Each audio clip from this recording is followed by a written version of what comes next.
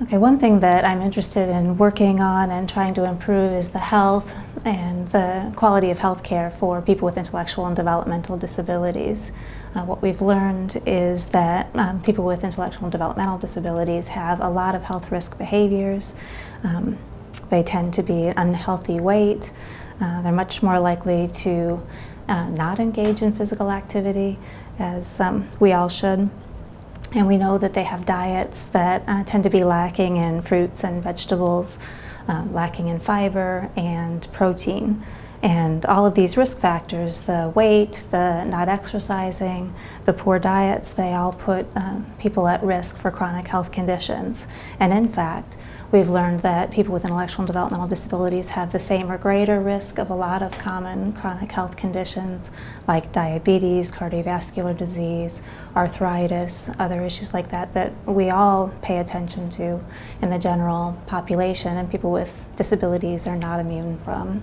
In addition to that, they're more vulnerable to certain health problems such as constipation, epilepsy, osteoporosis, and poor oral health. Those are all especially at risk for people with developmental disabilities. So because of that, well, in addition to that, I should say, people with IDD tend to have low health literacy.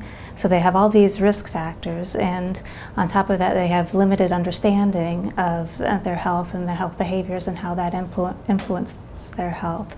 And that compromises their ability to use health information to make good choices about the risk of tobacco use, substance use, exercise, eating, and getting adequate screening for cancer.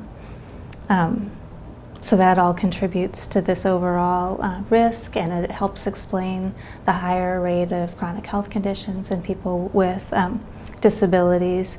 And we know that they have a hard time advocating for themselves when they're in a healthcare situation. They have a hard time advocating for themselves appropriately and speaking up about their symptoms and their concerns. And that's not helping them any.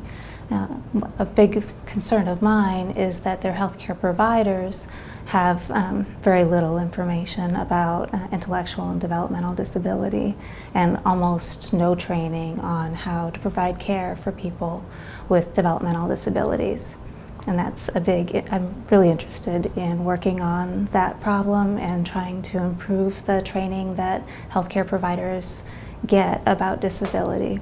And I'd love to work with AAIDD. I think this is a great opportunity because we reach so many different disciplines and so many providers. And because we're the authoritative voice on intellectual and developmental disabilities, I think we're in a good position to try to improve training for physicians, for future nurses, for a lot of different healthcare providers who otherwise wouldn't have any exposure to this population before they're in the practice. So that's what I'd like. There was a recent study that showed that 90% of healthcare providers, primary care physicians, when asked, said they really were not comfortable caring for patients with intellectual and developmental disability.